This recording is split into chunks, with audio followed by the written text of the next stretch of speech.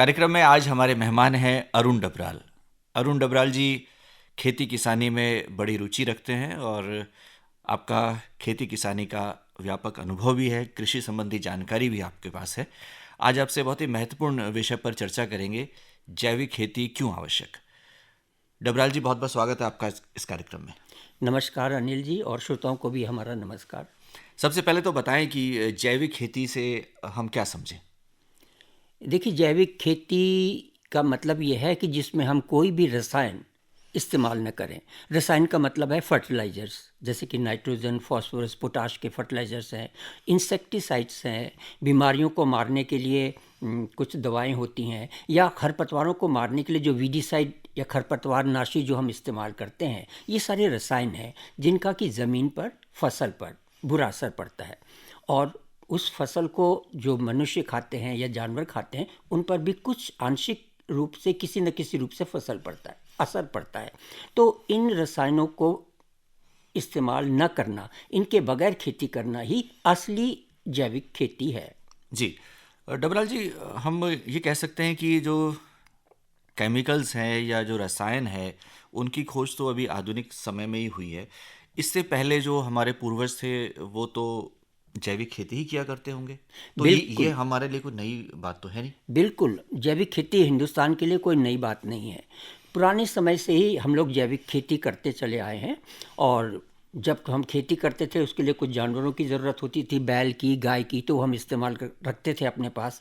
कुछ बकरियां भी रख लेते थे, कुछ मुर्गियां भी रख लेते थे, और इनसे जो गोबर की खाद और कंपोस्ट वगैरह बनता था, वही हम खेत में डालते थे। तो इस तरीके से पुराने ज़माने में हमारी खेती पूरी तौर पर जैविक खेती ही हुआ करती थी।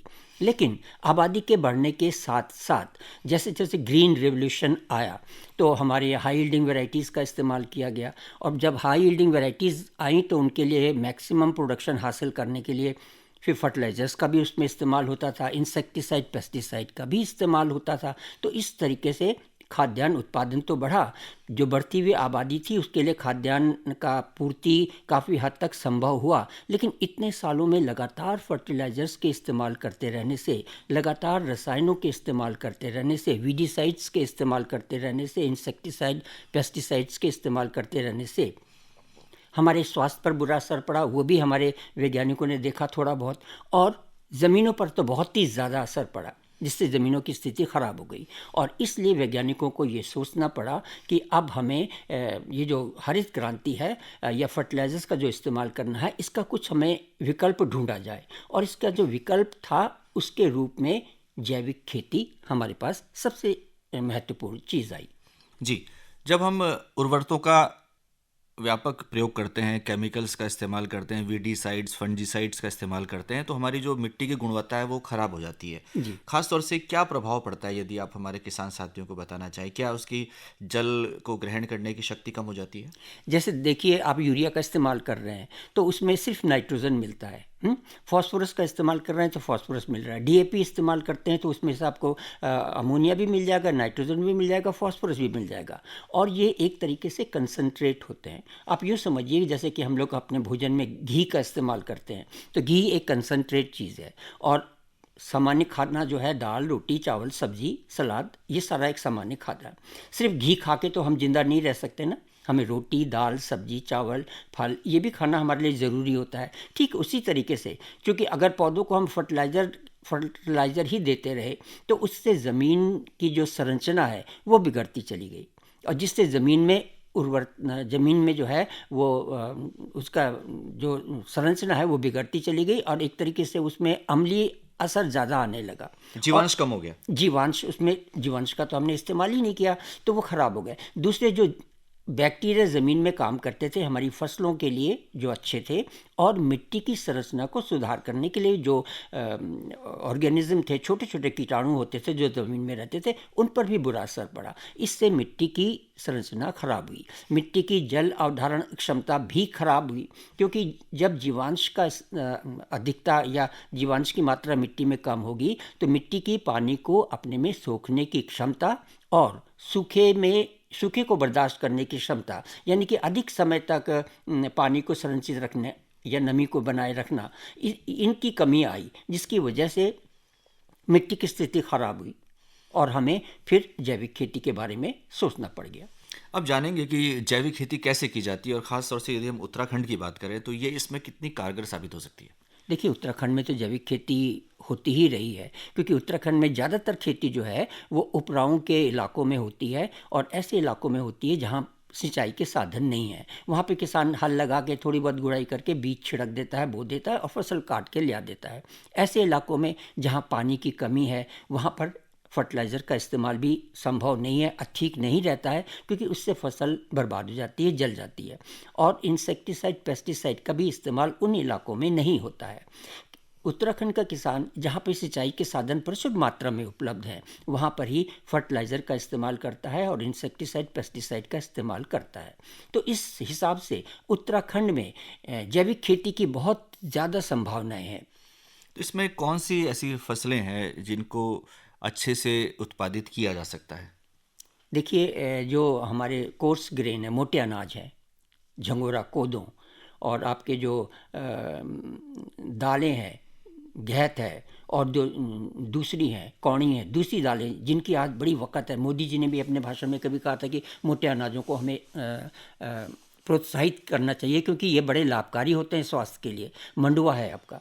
तो ये सब जो चीज़ें हैं जो उपराऊ के क्षेत्रों में ही बोई जाती हैं और इनसे अच्छा लाभ मिलता है। और ये सारी फसलें तो एक तरीके से ऑर्गेनिक ही होती हैं। और सबसे बड़ी फ़ायदा देखिए ऑर्गेनिक का ये है कि इसकी कीमत बाज़ार में बहुत ज़्यादा मिलती है, अच्छी कीमत मिलती है। ये सही है कि फर्टिलाइज़र के इस्तेमाल करने से, इंसेक्टिसाइड, पेस्टिसाइड के इस्तेमाल करने से आपकी पैदावार बढ़ती है, आपको अधिक पैदावार मिलती है। लेकिन आज आदमी भी इतना जागरूक हो गया है कि वो ऑर्गेनिक की तरफ भाग रहा है। वो जानता है कि जिन खाद्य पदार्थों में हम गंदे पानी की सिंचाई करते हैं या जिनमें फर्टिलाइज़र का इस्तेमाल करते हैं, उनमें कई तरीके के हानिकारक रसायन भी शामिल होते हैं जो हमारे शरीर में जाके हमें विभिन्न तरीके से नुकसान पहुंचाते हैं। इसलिए आम आदमी भी आज जैविक खेती की तरफ भाग रहा है और सोचने लग गया है और डिमांड करता है। तो जैविक के जो उत्पादन है, आपने देखा होगा हमारे उत्तराखंड में भी बहुत से ऐसे संस्थान हैं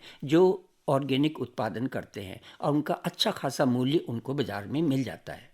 जी, ये सही है कि अंतर्राष्ट्रीय बाजार में आज जैविक उत्पादों की भारी मांग है और अंतर्राष्ट्रीय मोटे अनाजों का वर्ष हमने मनाया और इस दौरान इसको काफ़ी लाभ भी हुआ हमारे किसानों को, क्योंकि इसकी मांग लगातार बढ़ती जा रही है, लोग इसकी तरफ प्रवृत्त भी हो रहे हैं। क्या जैविक खेती हमारे पारिस्थितिकी तंत्र के लिए भी बहुत अच्छी है, हमारे स्वास्थ्य के लिए भी अच्छी है? बिल्कुल। देखिए, जैसा कि अभी हम लोगों ने बात करी थी कि इसमें जो रसायन होते हैं वो फसल में आते हैं, और उस फसल का उत्पादन जब हम लोग इस्तेमाल करते हैं या चारे में हमने कोई फर्टिलाइज़र इस्तेमाल किया है तो उसका कुछ अंश चारे में आ जाता है, और वो चारा जब गाय खाती है तो उसके वो दूध में चला जाता है और वहाँ से वो फिर मानव के अंदर वो प्रवेश कर जाता है। हालांकि ये बहुत थोड़ी मात्रा में होता है, लेकिन धीरे धीरे धीरे करके ये हमारे शरीर में काफ़ी ज़्यादा तक बढ़ता जाता है और इसका फिर बुरा असर हो सकता है कभी कभी। इसलिए ये जो रसायन है इनका इस्तेमाल थोड़ा लाभकारी नहीं होता है और हमारे इकोसिस्टम को भी ये प्रभावित करता है, मिट्टी की संरचना को प्रभावित करता है, मिट्टी को अनउर्वरक बना देता है। जबकि जीवांश वाली खादें जब हम इस्तेमाल करते हैं, जैसे हरी खाद है आपकी, है गोबर की खाद है, कंपोस्ट खाद है, और केंचुए की खाद आजकल बहुत चल रही हैं, कोकोपीट्स वगैरह, इस तरह की चीज़ें बहुत ज़्यादा आजकल आ रही हैं। ऑर्गेनिक खाद के नाम से पूरा एक ये व्यवसाय ही शुरू हो गया है जो किसान एक अच्छी आमदनी इसमें ले सकता है। बहुत से किसान तो ऑर्गेनिक जीवांश वाली खादें ही तैयार करना उनका काम ही ये रह गया।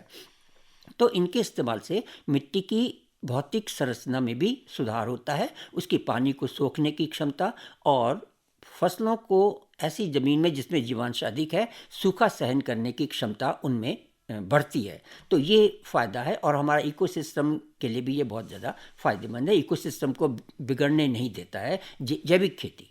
जी, डबराल जी, हम बायोलॉजिकल कंट्रोल की बात करते हैं, जैसे जैविक कीट नियंत्रण, जी ये हाँ। क्या है और ये जैविक खेती में किस प्रकार प्रयोग में लाया जाता है? देखिए, जैविक कीट नियंत्रण का मतलब ये है कि कीटों की रोकथाम के लिए हम किसी रसायन का इस्तेमाल न करें, बल्कि ऐसे कीटों का इस्तेमाल करें जिनका आहार या जो हानिकारक कीटों के ऊपर निर्भर करते हों। यानी कि जो कीट, जैसे गंदी कीट है या पायरिल्ला है, जो हमारी फसलों के लिए शत्रु हैं, फसलों को नुकसान पहुंचाते हैं। तो कोई ऐसे कीट जो इन कीटों को खाते हों, उन कीटों का इस्तेमाल करना, यही बायोलॉजिकल ट्रीटमेंट है। और ये भी एक तरीके से जैविक खेती का ही एक हिस्सा है। जी। खेती के साथ पशुपालन को भी बढ़ावा दिया जाना चाहिए, क्योंकि उसके साथ जो, जैसे हम मुर्गी पालन की बात करें, कुक्कुट पालन जिसे हम कहते हैं, तो ये काफ़ी लाभकारी हो सकता है। एक तरफ हमारे व्यवसाय को से लाभ हो सकता है, दूसरी तरफ हमें जीवांश मिल सकता है। बिल्कुल। खेती के साथ साथ हमें अब फिर वही पुराने ढर्रे पे हमें आना पड़ेगा कि हमें कुछ जानवर भी पालने चाहिए, कुछ डेयरी फार्म, कुछ पोल्ट्री फार्म, क्योंकि पोल्ट्री के अंदर से जो उनके बिछावन वगैरह के रूप में, या बकरी के अंदर भेड़ के नीचे से जो बिछावन वगैरह निकलती है, वो कंपोस्ट बनती है और वो बहुत अच्छी खाद होती है हमारी ज़मीन के लिए, हमारी फसलों के लिए। तो इस तरीके से ये जो सह खेती है, इसको करना बहुत ज़रूरी है। खेती के साथ साथ डेयरिंग करना या पोल्ट्री फार्मिंग करना, ये आज की तारीख में अब ज़रूरी हो गया है। इसलिए भी ज़रूरी हो गया कि खेती में अगर आपको थोड़ा बहुत नुकसान अगर कहीं हो रहा है, तो डेयरिंग से या पोल्ट्री से आपको वो कंपनसेट हो जाए। सरकार भी हमारे जो कृषक भाई हैं उनको मदद कर रही है, जैविक खेती को बढ़ावा दे रही है। तो क्या कोई ऐसा अधिनियम बनाया गया है, खाद्य अधिनियम, जैविक खाद्य उत्पादन अधिनियम? बिल्कुल, खाद्य उत्पादक अधिनियम बनाया गया है और ये बहुत सख्त है, लेकिन इसको लागू करना थोड़ा बड़ा मुश्किल काम होता है।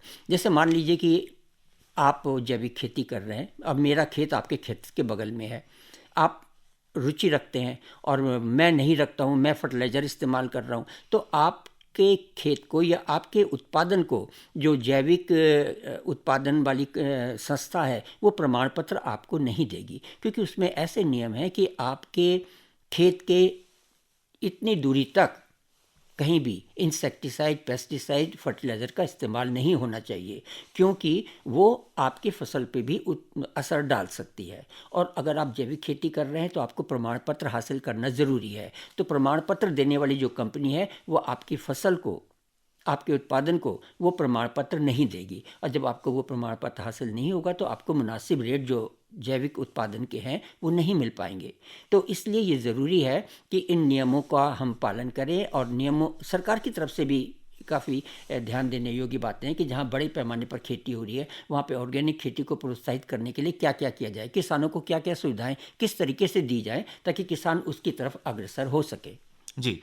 सिक्किम देश का पहला ऐसा प्रदेश है, बिल्कुल। राज्य है, जहाँ पर जैविक खेती पूरी तरह से की जाती है, और जी पहला हाँ। राज्य उसे घोषित किया गया है। उत्तराखंड में भी कमोबेश वैसी ही परिस्थितियां हैं, तो क्या हम भी ये हासिल कर सकते हैं? बिल्कुल, देखिए, उत्तराखंड में हमारे जो तराई के इलाके हैं, यहाँ पर हाई यील्डिंग वैरायटीज़ बहुत ज़्यादा इस्तेमाल की गई, और साल में 3-3 4-4 क्रॉप, धान की ही 3 फसलें ली जाती हैं एक साल में। तो ये संभव नहीं है बगैर फर्टिलाइज़र के और बगैर इंसेक्टिसाइड, पेस्टिसाइड के। तो जो तराई के इलाके हैं, वहाँ पर तो ऑर्गेनिक खेती करना शायद उतना संभव नहीं हो, लेकिन जो ऊंचे पर्वतीय इलाके हैं, चाहे वो उत्तराखंड के हों, चाहे वो जम्मू कश्मीर के हों, चाहे हिमाचल के हों, चाहे अरुणाचल प्रदेश के, या किसी भी इलाके के हों, वहाँ सब जगह जैविक खेती करना संभव है। और उसके लिए जो नियम, कायदे, कानून है, उनको लागू करना ज़रूरी होगा, तभी हमें वो प्रमाण पत्र भी हासिल हो सकेगा।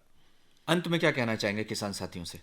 किसान साथियों से मैं यही कहना चाहूँगा कि देखिए, अब मानवता को ध्यान में रखते हुए, क्योंकि मनुष्य के जो हम खाना खाते हैं उसमें अगर कोई ऐसे जहरीले पदार्थ, रसायन वगैरह इस्तेमाल हमारे शरीर में जाए तो हमें भी उससे नुकसान होता है, जानवरों को भी नुकसान होता है, और मिट्टी भी खराब हो रही है। तो आने वाली जो हमारी पीढ़ी है, उसको हम एक अच्छी सौगात उसको विरासत में दे सकें, इसके लिए ये ज़रूरी हो जाता है कि हम अपने मिट्टी को, अपने पानी को, जो पानी हम खेत में सिंचाई कर रहे हैं या पीने के काम में ला रहे हैं, उसको शुद्ध और अच्छा बनाए रखें।